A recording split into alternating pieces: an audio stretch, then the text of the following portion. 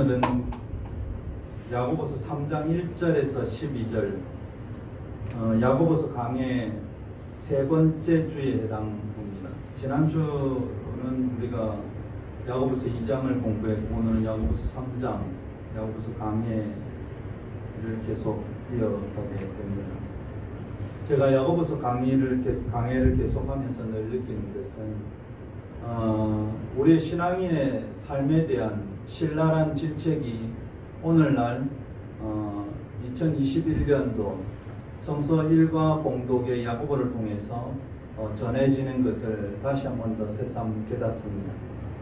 그때의 그리스도인이나 지금의 그리스도인이나 삶의 수준은 차이가 있겠지만 생각은 똑같은 인간으로서의 삶이었기 때문에 오늘날 우리의 야고보 사도의 말씀은 굉장히 충격적으로 사실 다가오게 되고요.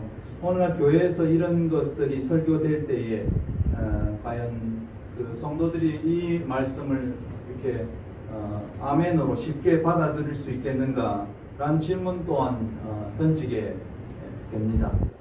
야고보는 사실은 이 글로 쓰여졌지만 실제로 이것을 설교로 야고보 사도가 우리에게 전해진다면 이 부분에서 굉장히 반발이 많이 가져올 수 있는 참된 믿음이 무엇인가? 참된 믿음은 너의 삶으로, 너의 행위로, 고아와 과부와 그 다음에 우리가 주변에 있는 삶에 있어서 힘들어하는 사람들을 보살피는 것이 우리가 참된 영성이요 참된 믿음이라고 선언하기 시작했고요. 참된 믿음은 항상 증명서가 있다는 이야기랍니다. 너희들이 참된 믿음을 가졌느냐? 너희들이 운전을 잘 하느냐? 운전은 운전면허증 없이 안 되지만 장롱 면허증으로 운전은 절대로 할 수 없다. 가면 바로 사고 난다. 이런 말을 야고보를 통해서 우리에게 전해주고 있습니다.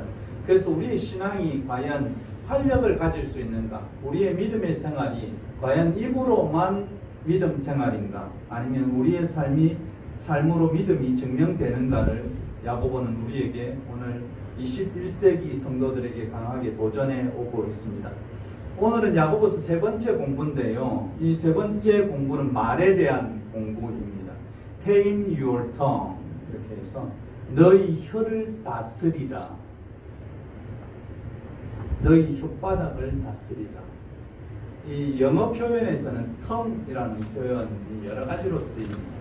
sharp tongue 이러면 입이 험한 말, 독설을 뱉는다. silver tongue 언변이 굉장히 좋다. honey tongue 아주 발림 소리를 잘한다. 이런 말, 달콤한 말 이런 있습니다. 루즈 tongue 되는데 말을 줄줄 늘어놓는 것들 이런 거를 루즈 tongue라고. 그처럼 혀에 대한 표현도 많은 것처럼 우리나라에도 말에 대한 표현들이 많이 있습니다. 제일 우리가 많이 들어왔던 것은 말로서 말이 많으니 말 말까 하노라. 이런 옛 성인들의 잠언 말씀도 있습니다. 말은 참 저도 말을 많이 하지만 참 쉽지 않은 것 같습니다. 특정한 상황에서는 그 말이 맞을 수도 있는데 어떤 상황에서는 그 말이 맞지 않는 경우가 있고요. 어떤 때는 이 말을 꼭 해야 하지만 어떤 때는 똑같은 말이라도 장소와 상황에 따라서 해서는 안 될 말들이 늘 있음을 우리는 삶을 살아가면서 경험해 보고 있습니다. 왜냐하면 우리가 말을 할 때 상대방의 어떤 지적인 수준이나 판단 능력이나 삶의 배경이나 이런 것을 잘 생각해야 그 말이 그 사람에게 옳게 들릴 수 있고요. 그래서 말을 할 때는 늘 균형 감각의 문제가 서로 있습니다. 아무것도 아닌 것으로 저희도 부부 생활을 하다 보면 아무것도 아닌 걸로 서로 싸우게 되는 경우가 있고 말다툼하는 경우가 늘 있습니다. 그래서 우리말 속담에 말 한마디로 천냥빚을 갚는다라는 속담이 있습니다. 제가 얼마 전에 브런치란 요새 어플이 있는데요. 거기 보면 자기 개인들의 일에 수필을 쭉 이렇게 올립니다. 그 수필 중에 에세이스트라는 김영진 씨. 에세이스트는 수필 작가겠죠. 에세이를 쓰는 사람 에세이스트니까. 이분이 말 한마디로 천냥빚을 졌어요라는 수필을 썼는데요. 그 내용이 이렇습니다. 옛말에 말 한마디로 천냥빚을 갚는다는 속담이 있지만 그 말은 말 한마디로 천냥빚을 질 수도 있다는 말이다. 바꿔놓고 이렇게 생각해 보니까 뭐 그럴 수도 있겠다 이렇게 생각했어요. 그러면서 자기 일상을 소개해요.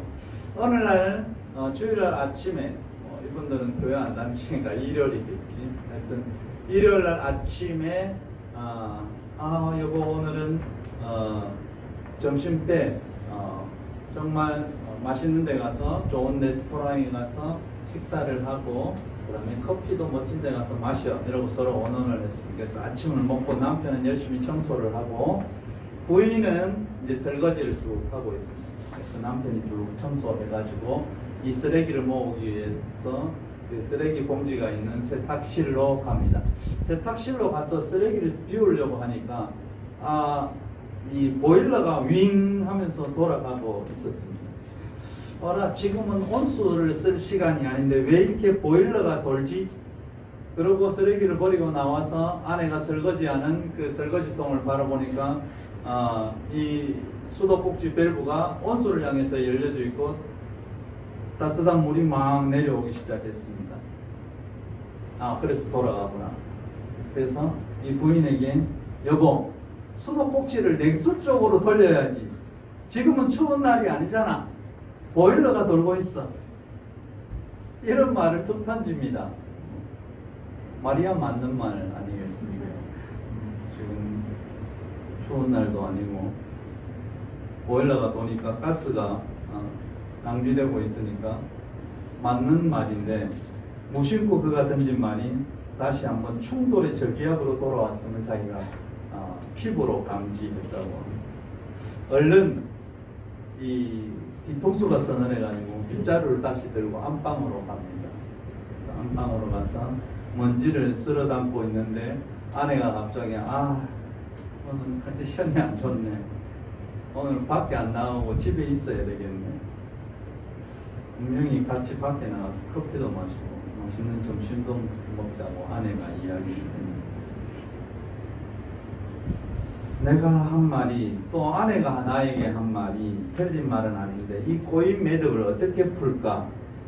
역시 말로 매듭이 꼬였으니까 말로 풀어야 되겠지. 그때 이 남편이 이 작가가 부인에게 이런 말 합니다. 여보 말이 그렇다는 거지. 내가 당신이 미워서 그랬겠어? 그냥 잘 살아보려고 그러는 거지.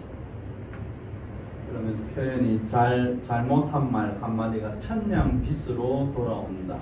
이런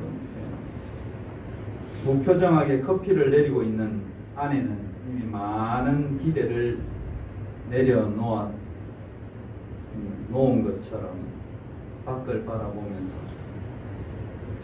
이렇게 쭉 멍청하게 멍 때리고 있었어요.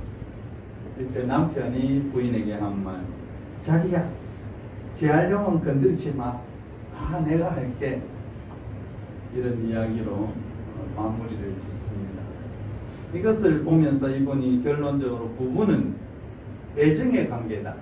그래서 냉동과 해동을 거듭하면서 천냥빚을 지었다가 갚았다가 켜켜이 세월의 두께를 성처럼 쌓으면서 살고 있다라고 글을 마무리했습니다. 제가 이 글을 읽으면서 나에게도 늘 이런 부분이 있었으니까 나의 삶이 늘 어떻게 보면 천냥빚을 갚았다가 졌다가 이러면서 세월의 두께를 쌓고 가는 것이 아닌가 이렇게 생각해 봅니다. 말은 다 혀를 통해서 전달되게 됩니다.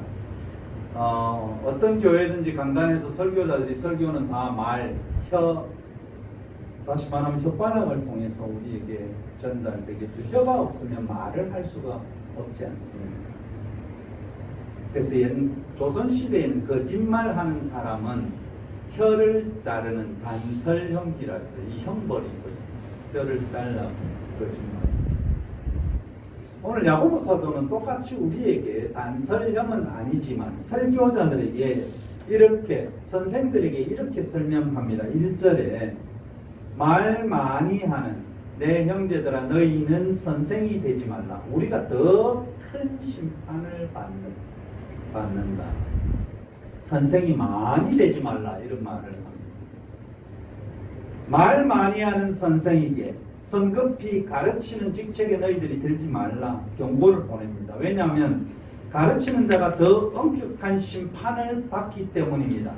저는 오늘날 설교자들이 이 심판에 대한 두려움을 가지고 말씀을 전해야 된다 늘 그렇게 생각이 듭니다. 그렇기 때문에 자기의 생각으로 설교하지 말고 말씀이 오늘 우리에게 확실하게 나의 삶에 성도들의 삶에 어떻게 지적하는 것을 깊이 생각하고 고민하고 또 고민하고 고민해서 만들어져야 되는 것이 설교다 이렇게 생각합니다. 재작년에 그 대전에 있는 어떤 침례교회 목사가 이런 말을 설교 시간에 했습니다. 북한 주민을 학살해야 한다 이런 망언을 설교 시간에 합니다. 굉장히 유명한 목사이기 때문에 제가 이름을 언급하고 싶지는 않습니다.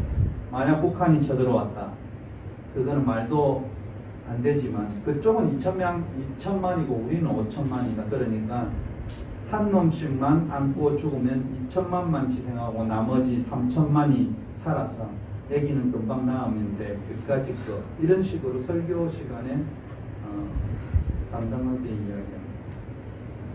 애기가 금방 낳을 수 있을까요?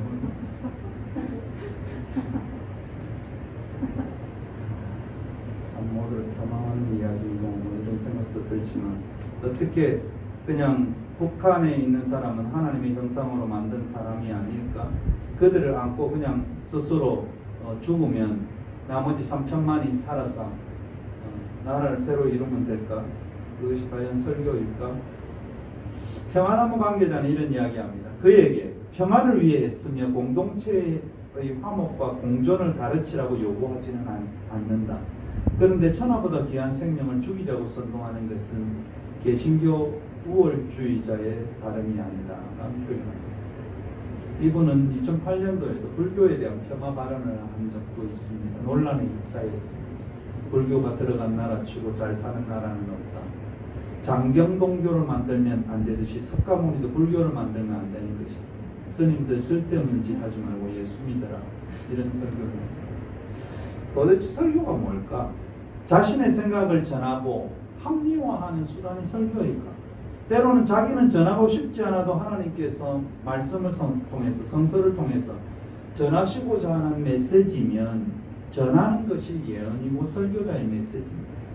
그런데 뉴스를 통해서 많은 설교를 접하게 되면요, 자신의 잘못에 대한 반성 없이 철저하게 자신을 합리화시키고 더 나아가서는 이전 발언을 왜곡하는 그런 일까지 서슴지 않는 것을 보았습니다. 회개한다는 것이 참으로 힘든 것이구나. 새삼 저는 깨닫게 됩니다. 오늘 야고보 선생은 가르치는 자가 더 엄격한 심판을 받는 것으로 그의 말을 통해 듣는 사람의 삶이 왜곡되고 신앙의 방향이 틀어진다고 이야기합니다.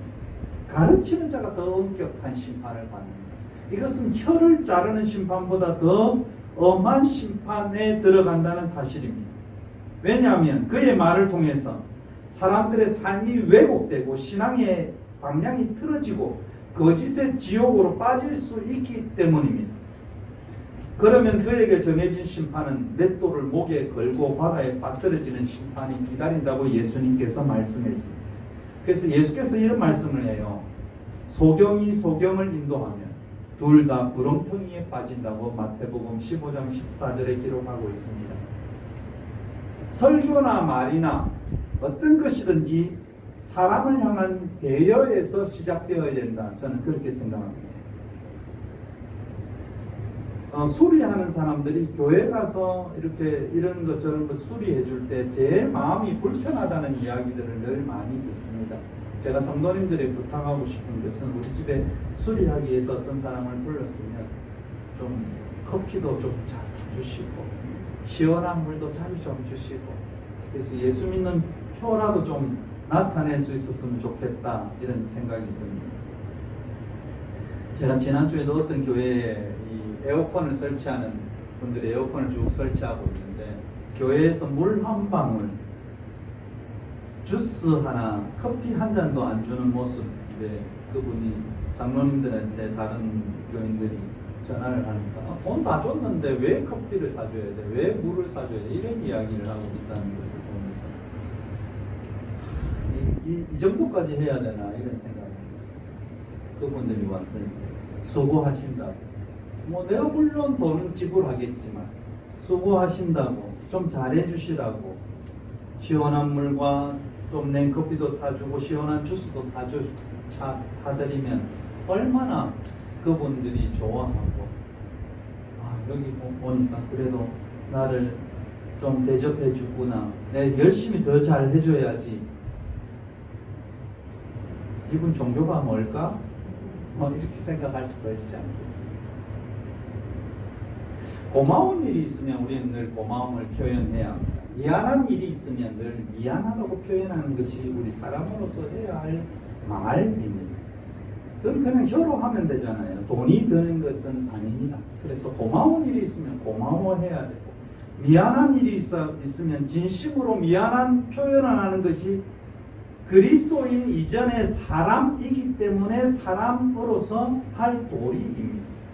우리가 그리스도인이라고, 내가 구원받은 사람이라고, 나는 천국 갈 거야 자랑하고 확신하는 것은 사람으로서 할 도리를 하고 나서 자랑을 해야 한다는 것입니다. 이것도 하지 아니하고 나는 천국 갈 거야, 사람의 도리도 안 하면서 사람의 일도 모르면서 어떻게 하나님의 일을 안다는 것입니다.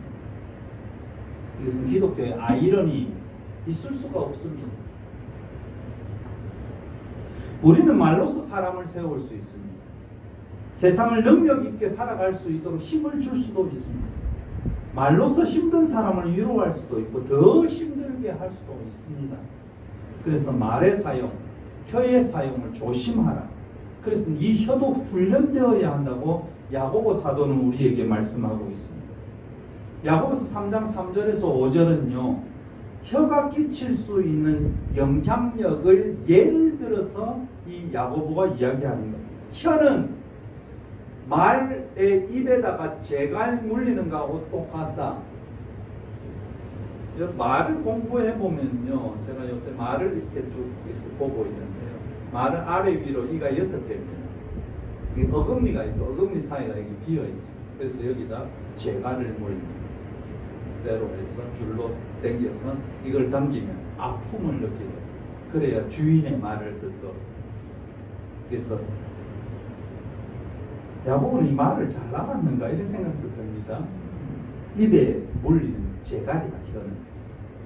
그래서 밧줄을 탁, 이상한 말을 하고자 할 때 밧줄을 착 잡아 당기면 그 말이 스톱이 될 수 있도록 혀에 재갈을 물리라. 혀는 말의 입에 물리는 재갈과 같다. 두 번째는 혀는 배의 키와 같다고 예를 들어서 설명합니다. 배를 조종하는 조종탑, 대형 유람선 크루즈선도요, 뒤에 키 조종탑은 아주 작습니다. 작은 조종탑 하나가 수백만 톤의 크루즈선을 좌로 가게 하고 우로 가게 할 수 있습니다. 혀도 마찬가지입니다. 혀도 작지만 한 사람의 인생 향로를 결정해 줄 수 있고, 복돋아 줄 수 있고, 실패하게 만들 수 있고, 죽음에 이를 수 있도록 하는 것이 혀입니다. 그래서 혀를 배의 키와 같다고 4절에 말씀하고 있는 것입니다. 세 번째는요, 혀의 비유에서 혀는 잠재적 위험성을 가지고 있다고 야고보 선생은 우리에게 말씀합니다. 보라, 얼마나 작은 불이 얼마나 많은 나무를 태우는가. 오래전에 우리 강원도에서 산불이 나서 우리 그때 이낙연 총리와 모든 분들이 강원도의 모든 소방서에 이 소방차를 다 강원도로 보내서 그 산불을 진화했습니다. 시작은 아주 작은 불이었습니다. 옛날에 우리 어릴 때 살던 동네들이 산불이 나는 것은 그 당시에는 담배 피우는 분들이 담배를 피우고 그냥 숯불 덤에다 툭 던졌는데 이것이 발화가 돼서 오랫동안 수십 년 동안 만들어 놓았던 숲이 다 불타 없어지는 것을 보게 됩니다. 그처럼 혀는 한 사람의 인생을, 한 무리를, 한 교회를, 한 집단을 다 불태울 수 있다는 사실입니다. 한 사람의 인격을 말살하고 영성을 짓밟으며 심지어는 나라와 종교를 다 불태울 수 있습니다. 우리가 하는 말이 화합을 이룰 수도 있고 파괴할 수도 있다는 것입니다. 결국 막대한 해를 끼칠 수 있는 혀는 인정과 잘못에 대한 사과가 없기에 자신도 파괴하고 나라와 교회 구성원들의 신뢰도 파괴하게 되는 것입니다. 오늘 우리가 읽은 3장 6절에서 8절에 보면 혀의 노골적인 위험성, 이것을 그림을 통해서 보여줍니다. 6절에 혀는 불의 세계다. 다시 말하면 혀는 불이다. 혀는 삶의 수레바퀴를 불사른다. 혀는 지옥불과 같다고 야고보 사도는 이야기합니다. 야고보는 온갖 불의가 혀를 통해서 배출된다고 말하고 있습니다. 생각해 봅시다. 분해서 씩씩대면서 말로 분노를 표현하지 않기는 사실상 불가능합니다. 속에서 막 분이 차오르는데, 화가 차오르는데, 신랄한 마음은 말을 비꼬옵니다. 자만심은 쉴 새 없이 짓거립니다. 증오는 입술에서 폭발합니다. 이것이 불의 세계입니다. 혀가 가진 불의 세계의 모습. 그래서 이 혀를 뭐와 표현을 같이 했느냐면 지옥불과 같다. 너희들이 놀리는 혀는 지옥불과 같다. 여기서 지옥으로 표현된 헬라어 단어는 게헨나라는 단어인데요. 이 게헨나는 사실 이스라엘에서 지명의 이름입니다. 예수님께서도 지옥불 이럴 때 게헨나라는 표현을 사용했고 야고보도 게헨나를 사용했어요. 이 게헨나는 이스라엘의 흰놈 골짜기라는 곳이 있습니다. 이것은 예루살렘의 수도의 남쪽에 있는 골짜기인데요. 이 골짜기가 뭐 하는 것인가? 우리나라의 옛날 서울 쪽의 난지도와 똑같습니다. 온갖 이스라엘의 상류층 쓰레기가 모이는 곳입니다. 그래서 이 쓰레기가 모이면 여기서 불을 태웁니다. 그럼 불이 막 쓰레기 불이 막 크게 타오르잖아요. 그러면서 거기서 나오는 불의 문제뿐만 아니라 냄새가 이 예루살렘의 이 시내를 진동한다는 것입니다. 그래서 이것을 게헨나, 흰놈의 골짜기의 지명, 게헨나로 표현합니다. 야고보도 게헨나를 썼고 예수님도 게헨나를 썼습니다. 다른 성서에는 누구도 지옥불이라는 것은 게헨나로 쓰지 않았습니다. 혀를 함부로 놀리기 우리 시작하면 우리의 마음속 쓰레기에 불이 붙게 됩니다. 그러면 이 쓰레기가 타면서 더러운 냄새를 입속에서 피우게 된다는 것입니다. 야고보는 혀는 잘 길들여지지 않는다고 동물에 비유하면서 이야기했죠. 짐승은 길들일 수 있다고 이야기합니다. 저희 집에 오래 같이 살고 있는 강아지가 있는데요. 잘 길들여집니다. 화장실에 가서 용변도 보고 이 맛있는 간식을 주면 손도 내밀고 잘 길들여집니다.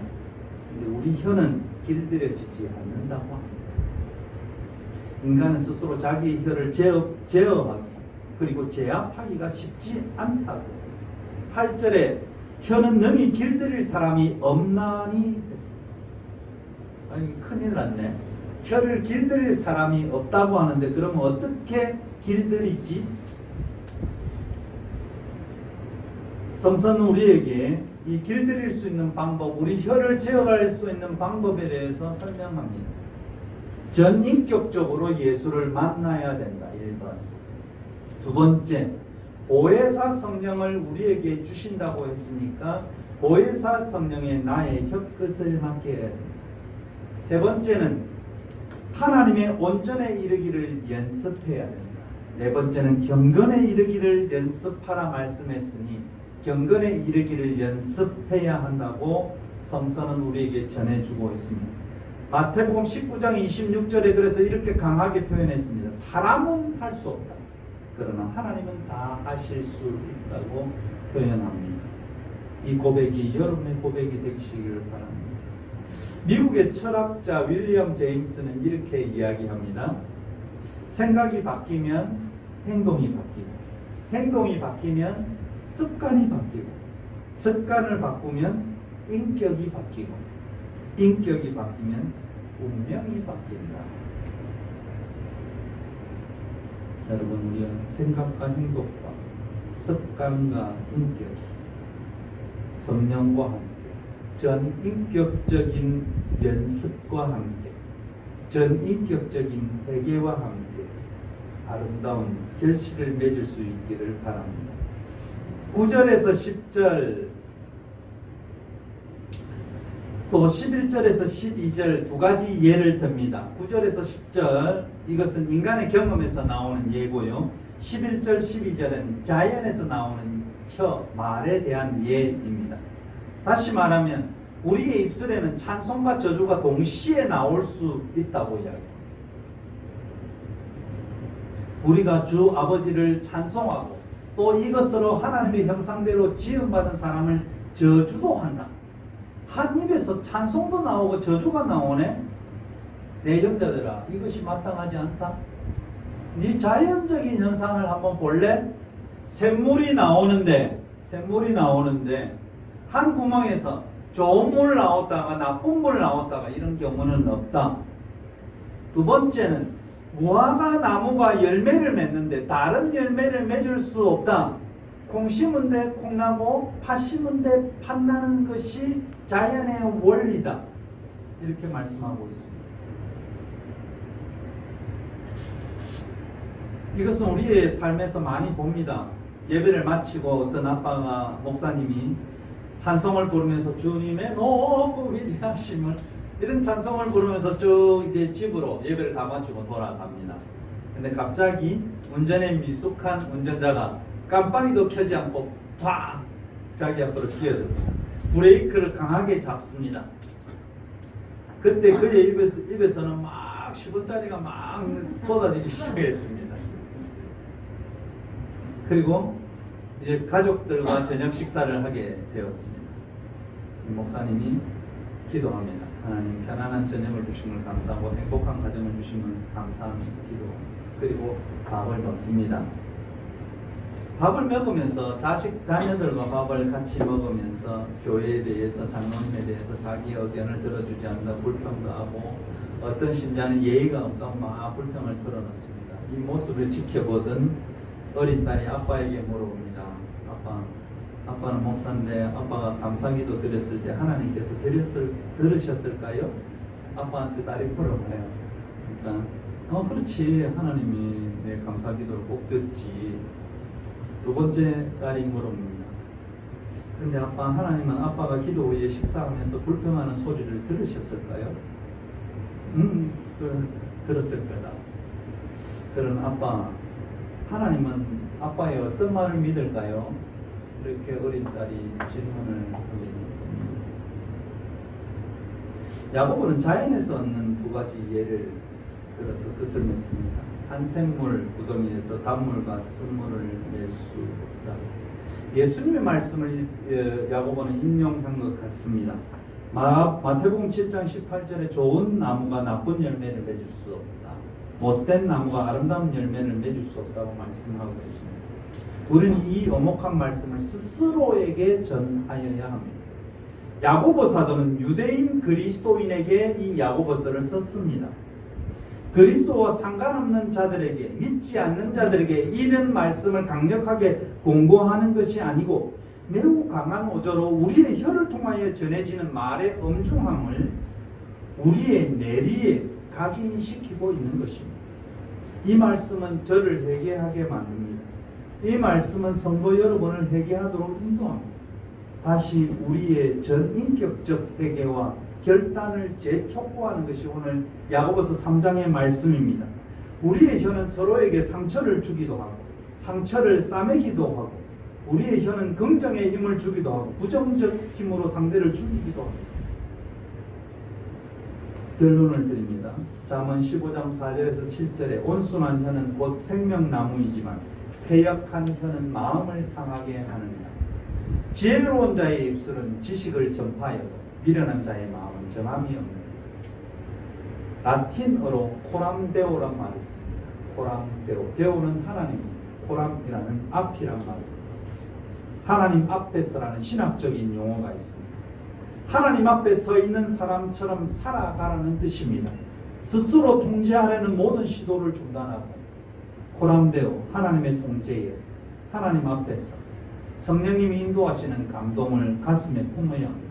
그리고 이 코람데오, 하나님 앞에서 성령의 세밀한 음성에 우리의 마음을 열어야 합니다. 그래서 내 입이, 내 혀와 내 말이 그리스도의 사랑의 말이 되기를 소원합니다. 내 혀가 상대방을 좀 존중하고 내 혀가 상대편의 마음을 편하게 해줄 수 있고 그에게 사랑을 표현할 수 있는 혀가 되어야 합니다. 내 혀가 사랑을 일으켜 세우는 혀가 되기를 원합니다. 내 혀가 상처를 아물게 하는 혀가 되어 나의 혀를 통해서 그리스도의 사랑과 그리스도를 느낄 수 있는 살아있는 성도들이 다 되시기를 바랍니다. 오늘 이런 은혜가 저와 성도 여러분에게 강력하게 전달되기를 주님의 이름으로 축원합니다. 침묵으로 기도하겠습니다.